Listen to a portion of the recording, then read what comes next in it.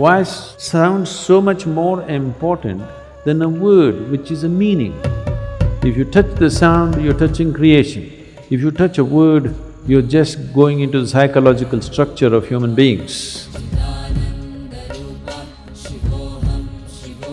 Do not discount the power of the sound, it has influence on everything. Mantra is a combination. You get the right combination, right, it will open up a doorway into creation.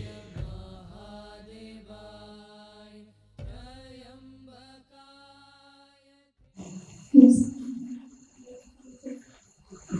Is it okay to chant mantras without knowing the meaning? Mantras have no meaning.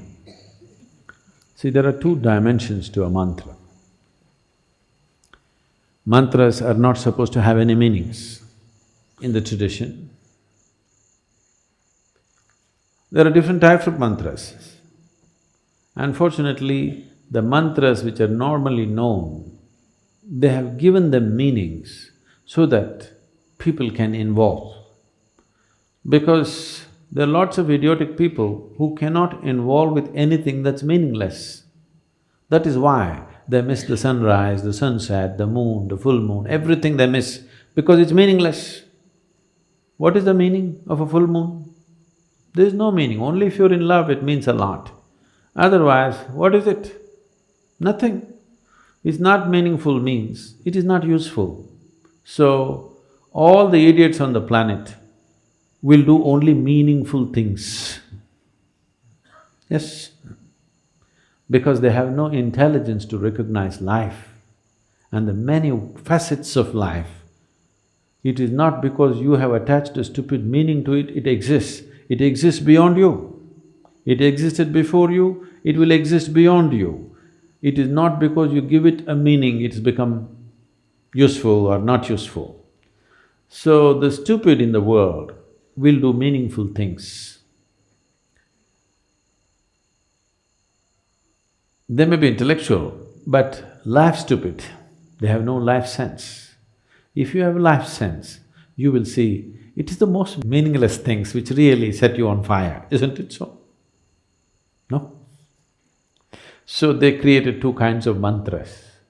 One larger set of mantras which have no meaning, just pure sound. You will see this in our music also. The Yaksha program happened just now and many of our people who are looking for meanings were thoroughly bored because they're doing alap for 40 minutes, Say something, say at least Shiva, Shambho, something. No, They're not getting the point because it's about the sound. Why sound so much more important than a word which is a meaning? Meanings are made up in human minds. Sound is the essence of creation. If you touch the sound, you're touching creation. If you touch a word, you're just going into the psychological structure of human beings. Psychological structure of human beings is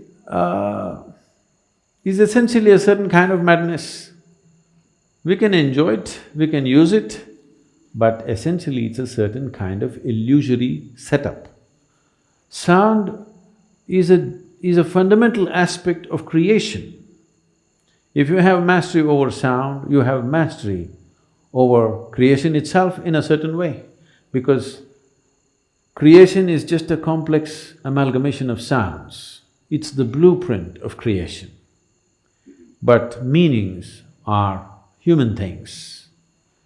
You know, the same words mean different things in different languages, even in India. You know this. The same word means different things because it's all made up. The sound is not made up. Sound is part of the creation. Sound is part of the existence. Sound is part of making the creation happen. Right now, the whole creation is reverberating in a certain way. You cannot hear it, it doesn't matter. But the words and meanings are a human making. It is meaningful only as a conspiracy. When I say a conspiracy, do you hear what the cricket is saying? What is he saying? You don't know, but they're talking. They're also like you. Some of them are just making sound, just doing alap, just sound, simply enjoying the sound. Enjoying the creation in one sense means enjoying the sound of it. If you don't have a keenness to listen, if you don't have a keenness to pay attention, you cannot enjoy any aspect of creation, actually. You will only enjoy psychological patterns in your head. So this is the reason why most human beings want to speak, most of the time they want to be talking. Not because they have something to say, because they have to find meaning. Simply, either silence or sound, both are too overwhelming. That is why when we say spiritual process, first thing is silence. If you are psychologically very stable, you may say, okay, 30 days silence, 60 days silence. If you're psychologically fragile, we'll say, okay, 3 days.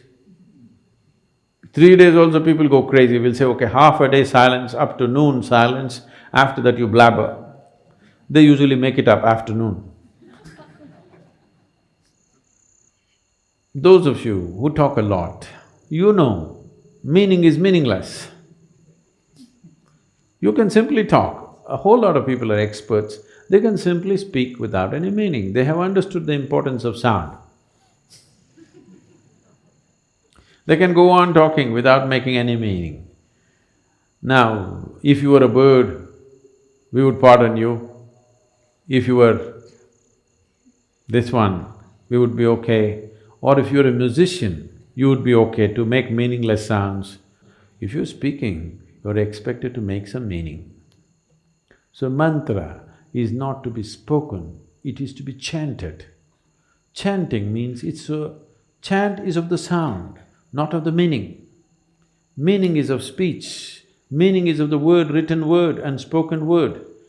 Meaning does not belong to a chant. A chant is simply a sound, a reverberation. So if you do not know the meaning, it's the best way to chant, if you ask me. Simply, absolutely involved with the sound and saying it. But first of all, what you are uttering, is it a mantra or is it a bhajan or is it a sankirtan? You must look at it. If it's a mantra, mantra means a pure sound. It need not have any meanings. You can give it whatever meaning you want to start with, because without meaning you cannot be involved. But once you know how to be involved, you should not give it any meaning. Om Namah Shivaya does not mean you go on imagining one man sitting there on top of a mountain with something happening around him. No.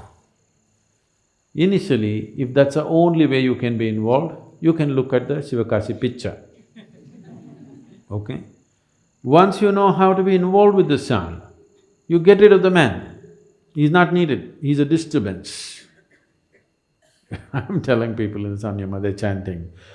Their question is, if Shiva comes, I'm calling so many times, if he comes, just ignore him. Because that's not the thing about mantra. The mantra is that you involve yourself in the sound, because you yourself, your physical thing is a certain pattern of sound. Right now you're trying to make yourself into a different pattern of sound, so that this sound becomes an access point to the larger sound which you call as the cosmos. A larger arrangement of sounds is cosmic in nature.